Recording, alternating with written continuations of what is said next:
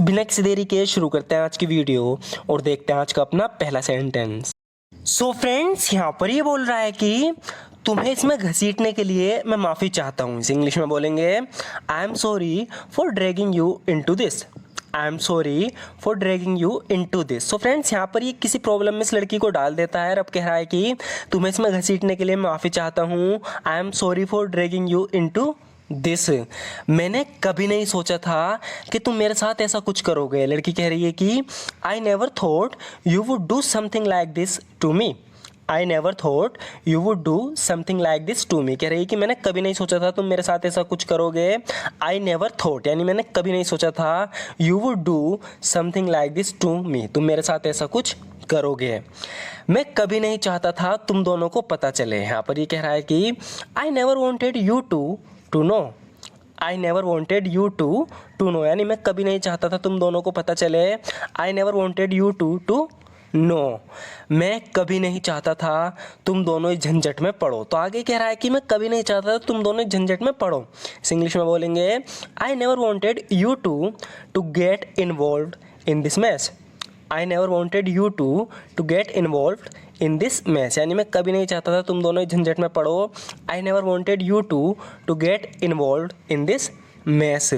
मेरा ऐसा कोई इरादा नहीं था। आगे कह रहा है कि मेरा ऐसा कोई इरादा नहीं था। इस इंग्लिश में बोलेंगे I had no such intention. I had no such intention यानी मेरा ऐसा कोई इरादा नहीं था। I had no such intention. अभी समझाने का समय नहीं है। सो फ्रेंड्स, यहाँ पर इससे कह रहा है कि now is not the time for explanation. Now is not the time for explanation यानी अभी समझाने का समय नहीं है। Now is not the time for explanation. अगर ऐसा है तो फिर जाकर उससे कह दो। यहाँ पर आगे कह रहा है कि इफ़ दैट्स द केस, ये मैंने पहले बताया था, इसका मतलब होता है अगर ऐसा है तो। If that's the case then go and tell him. If that's the case then go and tell him. कह रहा है कि अगर ऐसा है तो फिर उससे जाकर कह दो। मैं कभी नहीं करूँगा जो वो मुझसे करवाना चाहता है। कह रहा है कि I never do what he wants me to do.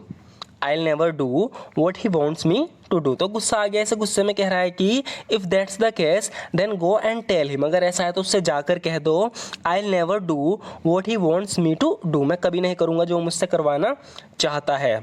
तुम्हारा गुस्सा तुम्हें किसी दिन मरवा डालेगा। तो यहाँ पर इससे कह रहा है कि जो तुम्हारा गुस्सा है ये किसी दिन तुम्हें मरवा देगा यानी मरवा डालेगा। इस इंग्लिश में बोलेंगे your anger will get you killed someday.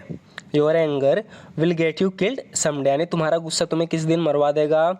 Your anger will get you killed someday. क्या तुम्हें पता नहीं वो कौन है? कह रहा है कि don't you know who he is. Don't you know who he is. So जिसका काम ये करने को मना कर रहा है वो इस इलाके का डॉन है, तो इसलिए कह रहा है कि क्या तुम्हें पता नहीं वो कौन है? Don't you know who he is.